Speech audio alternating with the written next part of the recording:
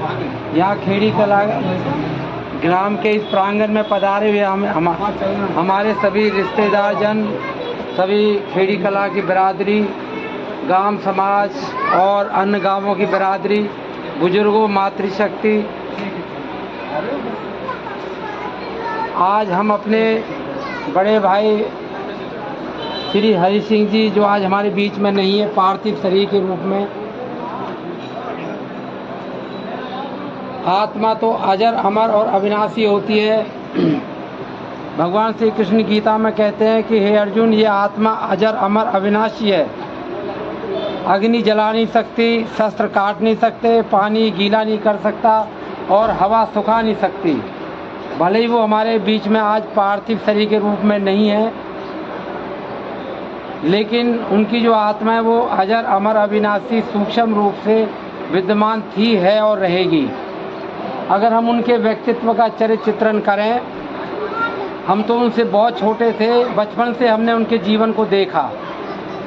वो पढ़ने में एक मेधावी छात्र रहे, वो एक सैनिक के रूप में उन्होंने सेवाएं शुरू की और अनेक डिग्रियां उनके पास थी। सर्वप्रथम उन्होंने एयरफोर्स में जा कर के भारत माता की सेवा की। काफ़ी अरसे तक एयरफोर्स में सेवा करने के बाद वो सेवा निवृत्त हुए। तत्पश्चात वो गवर्नमेंट प्रेस में उन्होंने अपनी जॉब शुरू की।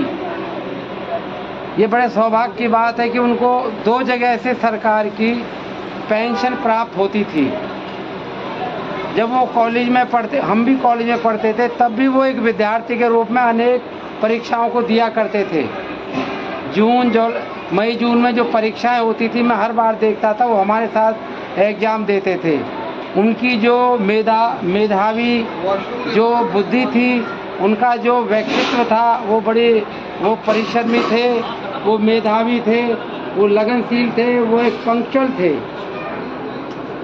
रिटायर होने के पश्चात वो उनका जो व्यक्तित्व था वो बहुआयामी तो था ही, लेकिन वो जो है ना एकांतवासिता की जो भावना उनके अंदर जो है घर करने लगी। वो शांत रहते थे, बहुत कम बोलते थे, लेकिन जो उनके अंदर जो गुण आंतरिक रूप से जो विद्यमान थे, उनसे हम स्वयं परिचित थे।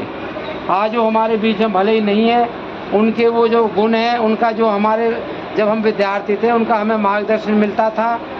ऐसे व्यक्तित्व को मैं नमन करता हूँ और परमपिता परमात्मा से प्रार्थना करता हूँ कि हे प्रभु, उस दिवंगत आत्मा को अपने चरणों में सतान दें। और जो हमारा ये भारद्वाज परिवार है, शौक संत परिवार को जो उनके जाने से जो स्थान रिक्त हुआ है, उसको तो पूरा नहीं किया जा सकता, लेकिन वो स्थान जो है वो हमेशा हमारे लिए एक क्षति के रूप में ही रहेगा। लेकिन प्रभु से ये प्रार्थना है कि प्रभु इस दुख को दूर करने में आप इस भारद्वाज परिवार के ऊपर कृपा बनाए रखें और दुख की घड़ी में दुख को सहन करने की शक्ति प्रदान करें। हरिओम तत्सत। ओम। माननीय सभी बुजुर्गों, सभी दूर दूर से आए रिश्तेदार, नवयुवक, बच्चों और मातृशक्ति, आज हम एक दिवंगत आत्मा के उपलक्ष्य में आत्मा की शांति हेतु जो हवन किया जाता है, उस कार्यक्रम में बैठे हैं। अभी रस्म पकड़ी हुई, आप सब उसके साक्षी हैं। और इस अवसर पर जैसा कि होता है, आत्मा का मूल्यांकन किया जाता है कि इस संसार में आकर के उनका आचरण कैसा रहा। तो हमारी रिश्तेदारी के नाते चतुरलाल जी हमारे सगे साड़ू हैं, तो तब से हमारी पहचान हुई। और बड़े मिलनसार व्यक्ति थे, बहुत मधुर स्वभाव के व्यक्ति थे और इंटेलिजेंट, जैसा माननीय चंद्रपाल जी ने बताया कि निस्संदेह वो इंटेलिजेंट थे। और उनकी जो वाक्पटुता और इंटेलिजेंसी देखते ही बनती थी। विषय को बहुत गूढ़ विषय तक वो ले जाते थे और जानते थे। और जैसा उन्होंने बताया कि भाई एयरफोर्स में जॉब की और उसके बाद गवर्नमेंट प्रेस में उनको जॉब मिली, तो वहाँ पे भी उनका काम था एडिट करना, यानी कि जो लैंग्वेज है उसको सटीक करना, उसमें जो ना जो एडिटिंग का काम होता है वो उनका मेन रोल था। तो उन्होंने बहुत बखूबी निभाया और वहाँ से सकुशल बहुत अच्छे से रिटायरमेंट प्राप्त करी। और जैसा हमने भी ऑब्जर्व किया, जैसा चंद्रपाल जी तो क्योंकि घरेलू भाई हैं, वो तो रोज ही देखते थे कि भाई वो एकांतवासी हो गए थे, अपना यहीं रहते थे और आराम से जो है चिंतन मंथन करते रहते थे। जो उनके पास जो आता था उससे बहुत सलीके से बात करना, अपनी बात प्यार से रखना, कोई मान जाए तो ठीक, नहीं माने तो किसी बात पे बहस मुबाहिशा वो नहीं करते थे। और वास्तव में हर एक व्यक्ति को अपना मूल्यांकन करना चाहिए और ऐसा ही उन्होंने किया। और कोई व्यक्ति हमारे लिए शिक्षाप्रद जब ही होता है या अनुकरणीय तभी होता है जब उसमें कुछ गुण होते हैं। निस्संदेह हरि सिंह जी में बहुत गुण थे और उन्हीं गुणों को आज हम याद कर रहे हैं। और इसी के साथ मैं परमपिता परमेश्वर से प्रार्थना करता हूँ वह दिवंगत आत्मा को अपने श्री चरणों में स्थान दें और शोकाकुल परिवार को इस शोक की घड़ी को, इस दुख की घड़ी को सहन करने की क्षमता प्रदान करें, क्योंकि यह काम शब्दों से नहीं होता है। ढाढ़स बढ़ाते तो अभी 13 दिन ये लोग बैठे रहे हैं, वह सब किया है, लेकिन जब तक परमपिता परमात्मा की कृपा नहीं होती तब तक ढाढ़स नहीं बंधता, तब तक जो है इस गम को सहन करने की शक्ति परमपिता परमात्मा ही देता है और वही देंगे, ऐसा मेरा विश्वास है। ओम नमः शिवाय। शोकाकुल परिवार, रिश्तेदारान और गांव के लोग, प्यारे बच्चे, ये बहुत बड़े दुख की घड़ी है। अभी मेरे से पहले वक्ताओं ने बताया ढाढ़स बढ़ाना एक बड़ी बात है, लेकिन जिसके परिवार पर बीतती है वही समझ सकता है उस बात। एरिया में एक मानावर परिवार, भारद्वाज परिवार, पहले जो माना जाता था वे जिसकी लाठी उसकी भैंस, 6 भाई थे, बड़ा अच्छा परिवार था, 2-2 बाघ थे, 2-2 ट्यूबवेल थे। समय बीतते समय ऐसे ही निकल जाता है, पता नहीं लगती। आज यदि सोचते हैं तो केवल एक डांटरा जो कह देते हैं, एक भाई रह गया गोपाल शर्मा जी, ठीक है, छोटे हैं, विधि का विधान है, जो आता है वो चला जाता है। वैसे हम रोजाना मुहूर्त देखते हैं, लेकिन जन्म लेने की और मृत्यु का कोई टाइम नहीं होता। संपन्न परिवार है, भगवान की सारी कृपाएं हैं, अच्छा राजनीतिक वर्चस्व बनाया हुआ है। यही चाहते हैं दिवंगत आत्मा को भगवान अपने चरणों में स्थान दें और परिवार को ढाढ़स बंधाएं, शांति प्रदान करें, उनके जो अधूरे काम हैं उनको पूरा करें। ओम शांति शांति शांति। इसी तरह से भाई हरि सिंह जी यहाँ पर आए, उन्होंने अपना कर्तव्य निभाया और यहाँ से अब बाकी जो रहने वाले हैं उनका हम यही कह सकते हैं कि उनके जो योग्यता हैं, उनके जो गुण हैं, उनका हम अनुसरण करें, उनकी अच्छाइयों का प्रचार करें।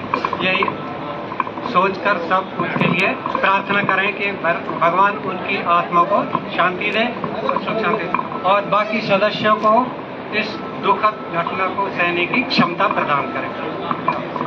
बिरादरी को, सर्व समुदाय समाज को, प्रबुद्ध समाज को, इस छोटे से भाई, छोटे से बेटे, छोटे से सेवक भाई टीकाराम का बहुत बहुत हृदय की गहराइयों से नमन वंदन, नमन वंदन, नमन वंदन।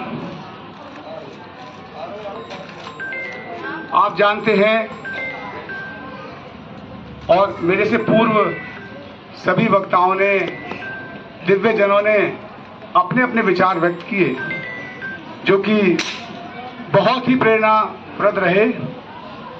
जैसा कि आप जानते हैं कि हमारे चाचा जी हरि सिंह शर्मा जी, जो कि लगभग 80 साल की उम्र के हो गए थे, उनका जन्म 5/11/1944 को हुआ था और 21/9/2024 को देहावसान हुआ।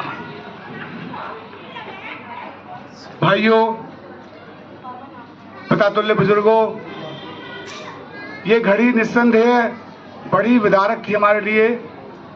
इधर इलेक्शन का समय था, चल रहा है, और इधर ये घड़ी आ गई और हमारे भाइयों ने बड़े ही अच्छी तरीके से उनका संस्कार भी किया क्रियाक्रम भी किया, और जो भी एक हिंदू धर्म के अनुसार मान्यताएं होती हैं उसके हिसाब से उनका परिवहन किया, निर्वहन किया।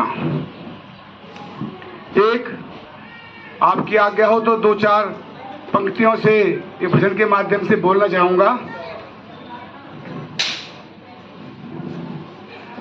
उस प्रभु की है कृपा बड़ी, याद कर ले घड़ी दो घड़ी। उस प्रभु की है कृपा बड़ी, याद कर ले घड़ी दो घड़ी। हो घंटी बज जाए कब कूच की, मौत हरदम सिराने खड़ी। याद कर ले हो, याद कर ले घड़ी दो घड़ी। हो किन्हीं शुभ कर्मों का फल है ये, तुझे मानव का चोला मिला। जो आया है जाएगा वो, बंद होगा न ये सिलसिला। वेद की कहती एक एक कड़ी, याद कर ले। हाँ, उस प्रभु को याद कर ले, उस प्रभु को याद कर ले घड़ी दो घड़ी। और क्या कहा कवि ने? हो इस जवानी पे इतरा न तू, इस जवानी पे इतरा न तू। बातों बातों में मुक जाएगी, उभरा सीना सिकुड़ जाएगा। उभरा सीना सिकुड़ जाएगा, और कमर तेरी झुक जाएगी। टेक करके चलेगा छड़ी, याद कर ले हो, याद कर ले घड़ी दो घड़ी। हो घंटी बज जाए कब कूच की, मौत हरदम सिराने खड़ी। याद कर ले घड़ी दो घड़ी।